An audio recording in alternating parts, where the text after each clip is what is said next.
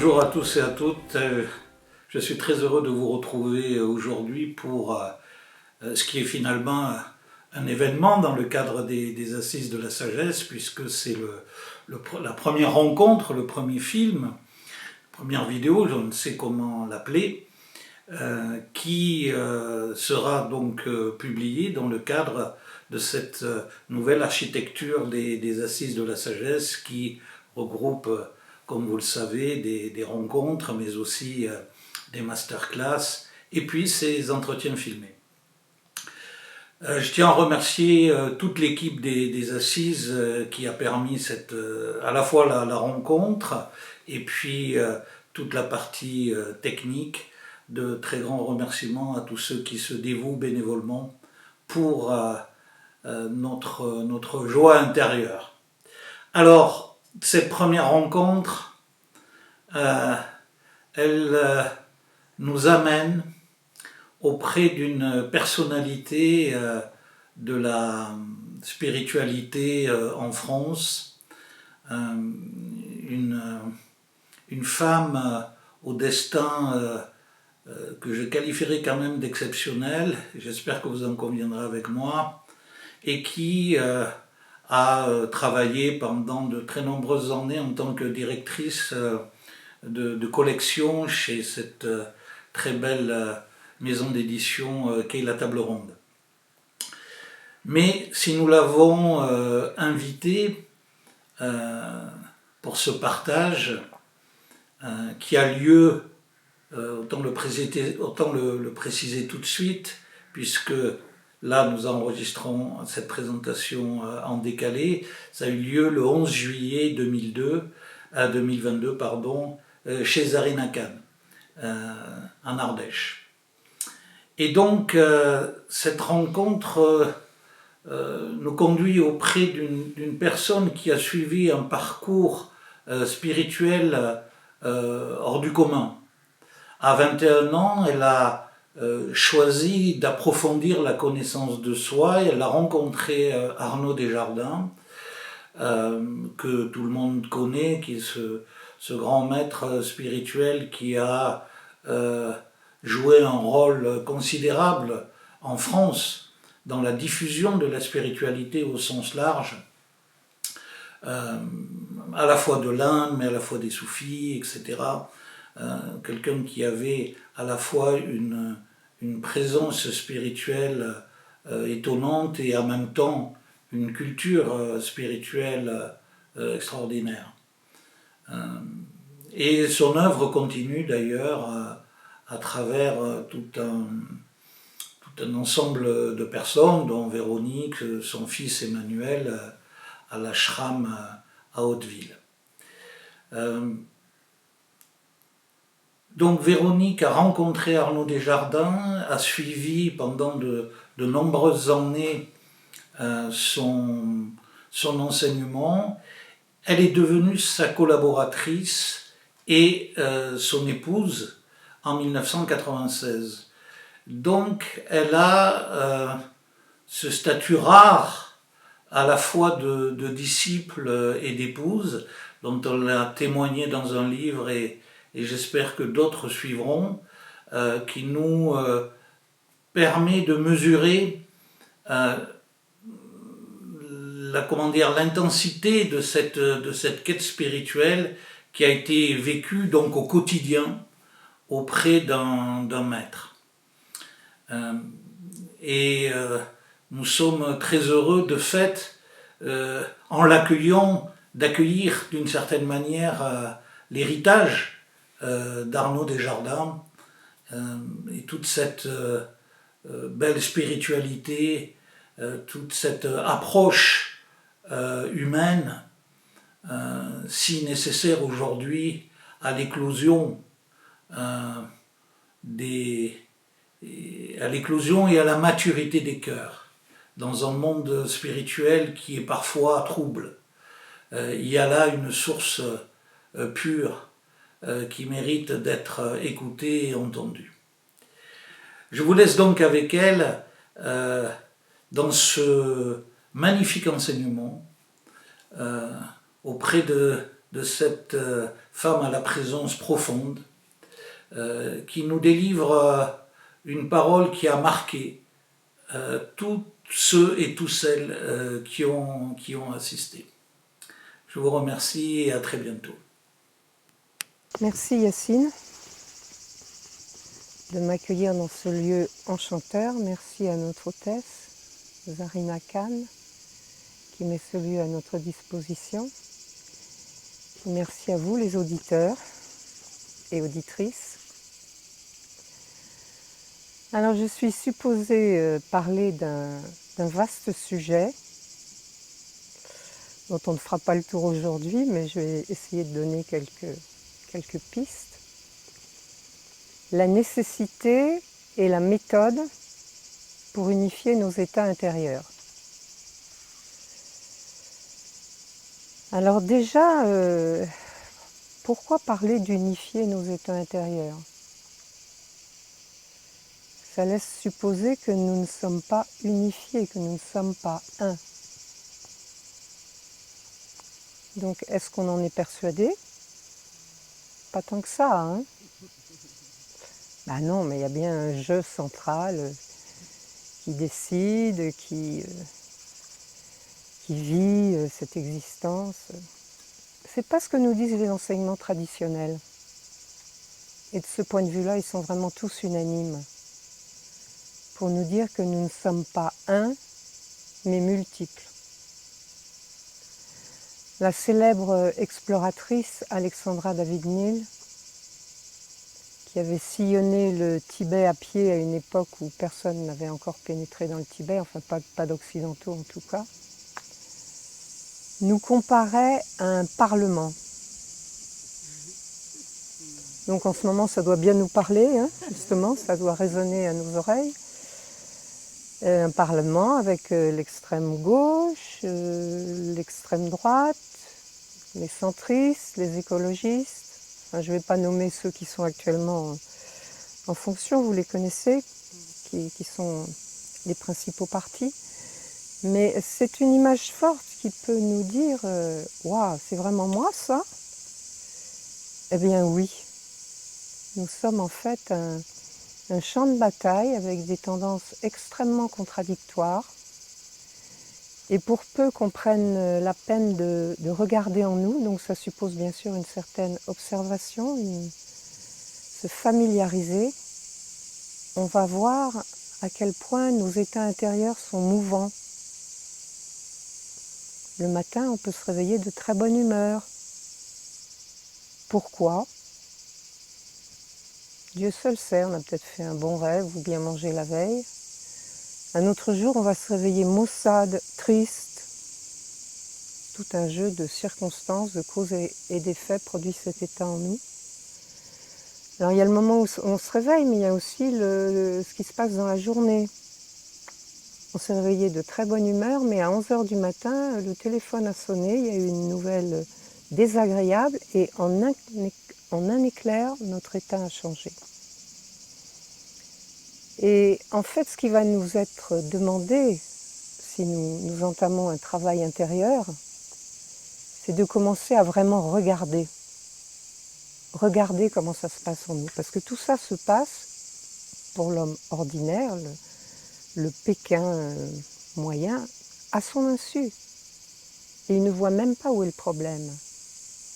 Mais en fait, nous ne sommes pas un moi unifié, nous sommes toutes ces tendances contradictoires, des états d'âme extrêmement fluctuants.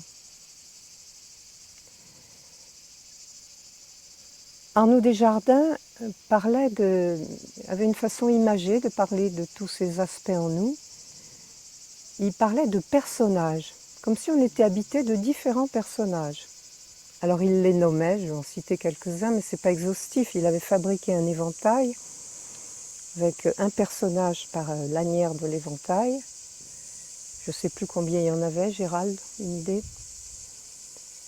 Donc il y avait le mystique, aussi étonnant que ça paraisse, ça peut être un personnage.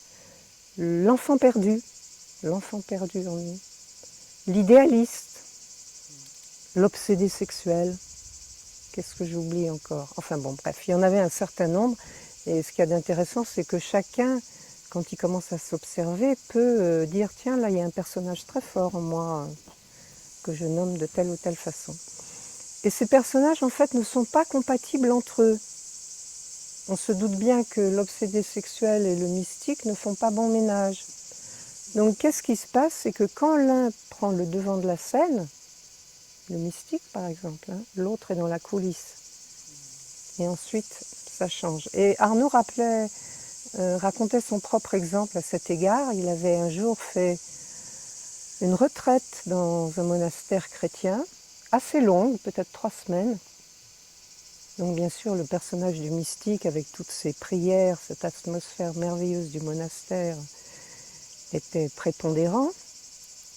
Et puis, il sort du monastère, il fait un trajet, il s'arrête dans un routier pour manger quelque chose. Et là, il y avait une charmante serveuse dont on peut deviner qu'elle était peut-être court vêtue, je ne sais pas. Et là, en une seconde, et là, ça n'a pas pu échapper à Arnaud, en une seconde, l'obsédé sexuel est arrivé sur le devant de la scène. Donc voilà, ce sont des exemples pour nous inviter à regarder comment ça se passe en nous. Regarder avec intérêt. Parce que le premier travail sur la voie, je dis premier travail, en fait, c'est un travail qui va nous accompagner tout au long de notre vie, c'est un travail de connaissance de soi.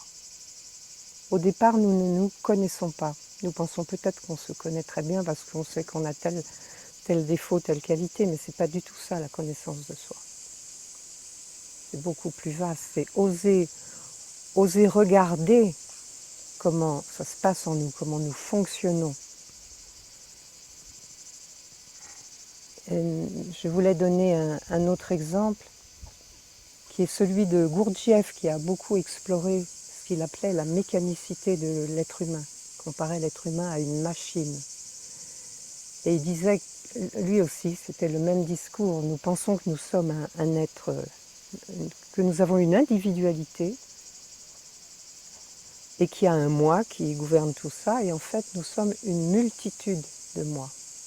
Une multitude de moi.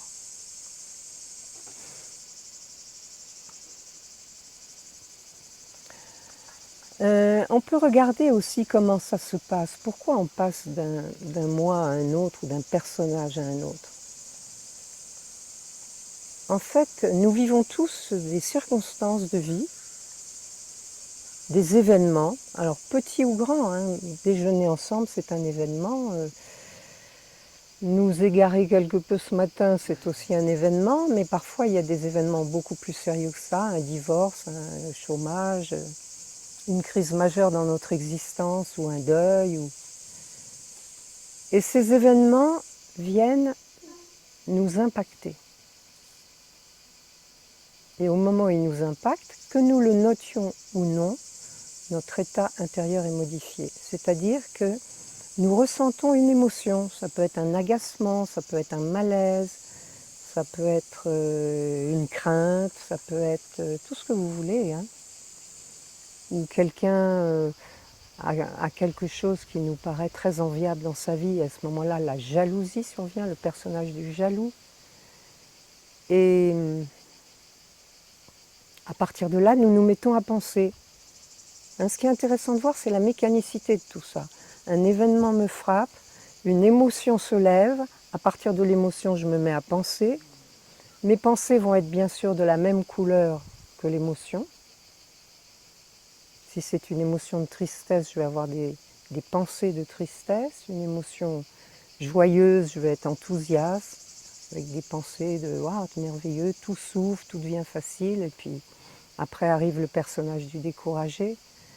Donc c'est de noter la complète impermanence de tout ça. Alors, de quel droit pouvons-nous dire « non, non, mais il y a un jeu central au milieu de tout ça ». Non, il y a une succession d'états intérieurs sur lesquels nous n'avons pas grand pouvoir au départ. Alors, qu'est-ce qui va nous permettre, peu à peu, de mettre un peu d'ordre dans tout ça. J'aime bien un titre d'un livre de Thierry Janssen, là, qui, je ne sais plus le titre, mais en dessous, il y a un homme en quête de cohérence. On est sans doute tous et toutes des hommes et des femmes en quête de cohérence. Comment on pourrait ne plus être dans cette cacophonie intérieure et la première chose, je le disais tout à l'heure, ça va être vraiment de regarder, voir. Ce qui va supposer en nous un certain surcroît de vigilance. Ce n'est pas juste notre attention habituelle qui en fait est très fluctuante et faible. Ça va être un surcroît d'attention, de présence pour noter tout ce qui se passe à l'intérieur de nous. Noter comment les événements nous impactent et modifient notre état.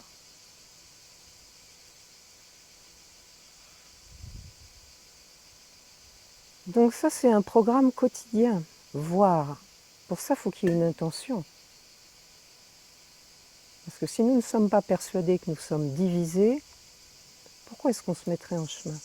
Si nous ne sommes pas persuadés qu'il y a quelque chose dans notre état habituel qui laisse à désirer pour être perfectionné, ou si on n'est pas en quête d'une transformation.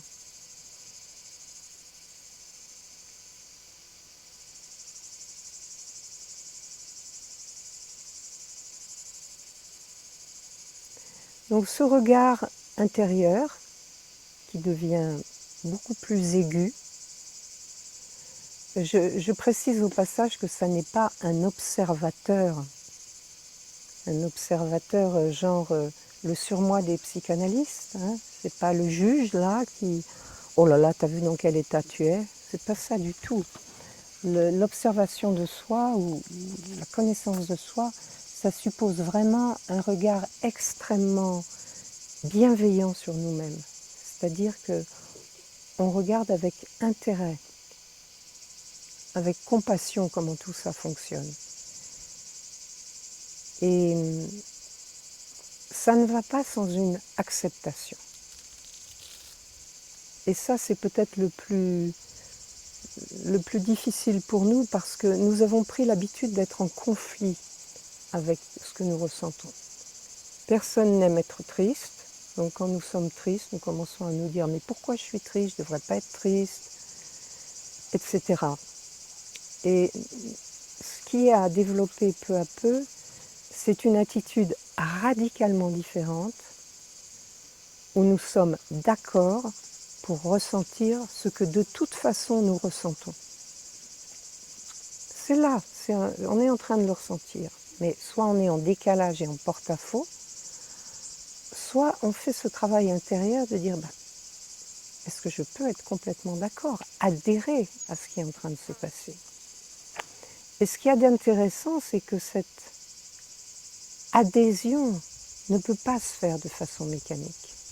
Elle va automatiquement supposer ce surcroît de vigilance dont je parlais.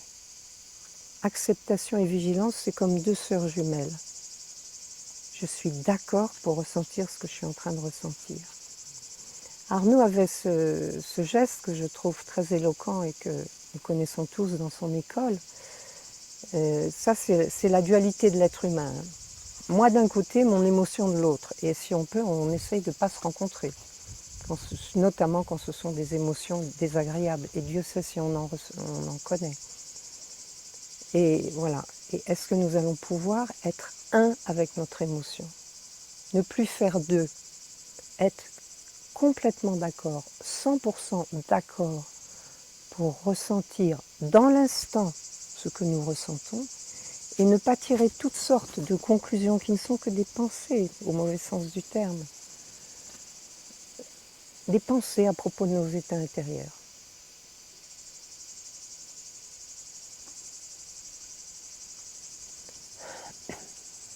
Alors, en Inde, il y a une grande notion, c'est celle de témoin, la position de témoin, sakshin. On parle beaucoup de... Il y a un livre célèbre de Shankaracharya, Le plus beau fleuron de la discrimination, où Il parle beaucoup de, voilà, de distinguer le sujet et l'objet, le spectateur du spectacle. Et c'est un courant de pensée très fort en Inde et les hindous s'exercent à ça. Je ne suis pas ces états intérieurs changeants, multiples, je ne suis pas ces émotions, je ne suis pas ces pensées.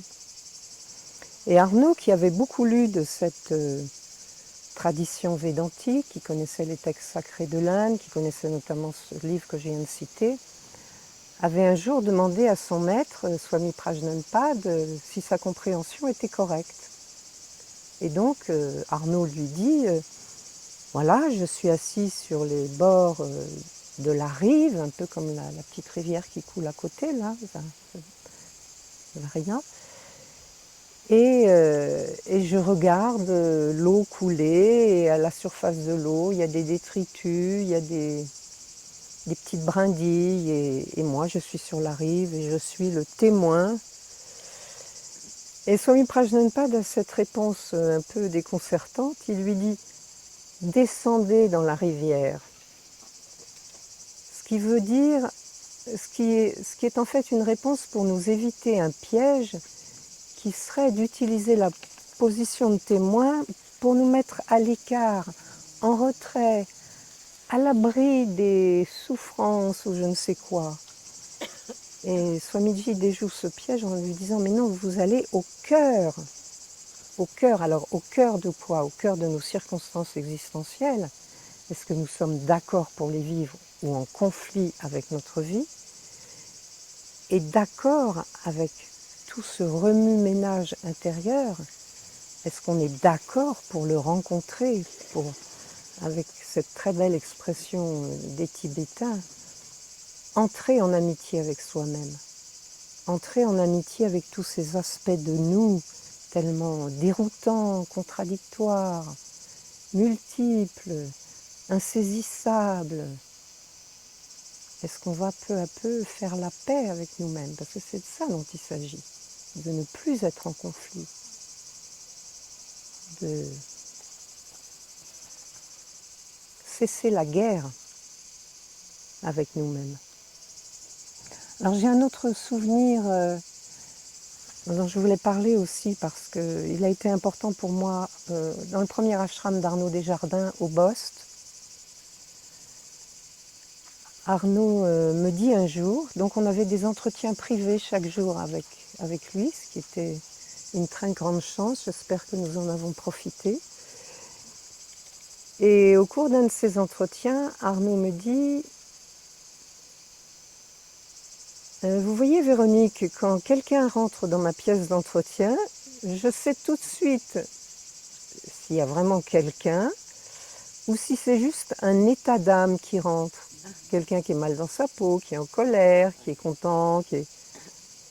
Voilà, est-ce qu'il y a quelqu'un ou est-ce qu'il y a quelqu'un qui cohabite avec son état intérieur au lieu que ce soit juste l'état d'âme.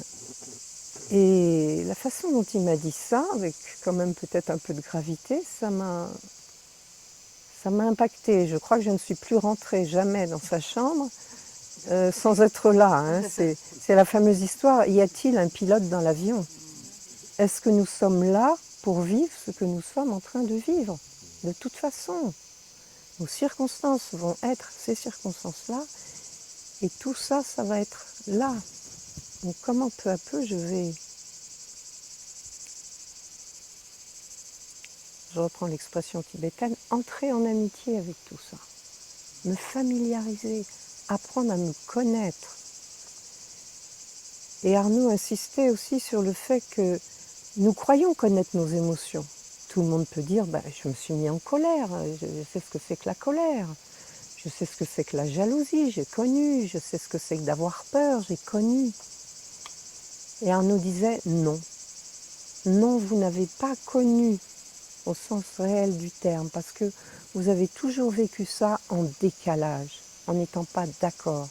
La seule façon de connaître une émotion ou un état d'être, c'est d'être complètement d'accord pour le ressentir, pour être.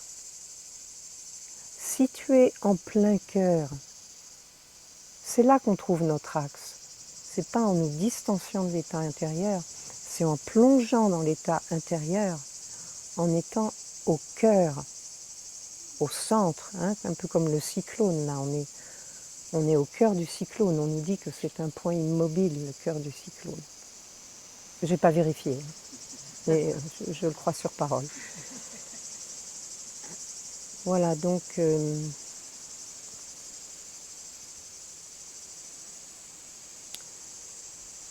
la méthode, si tant est qu'on puisse résumer ça comme la méthode, parce que c'est tellement plus vaste un chemin spirituel, ça nous demande toute une existence, mais on peut quand même commencer à mettre des mots et donner des pistes.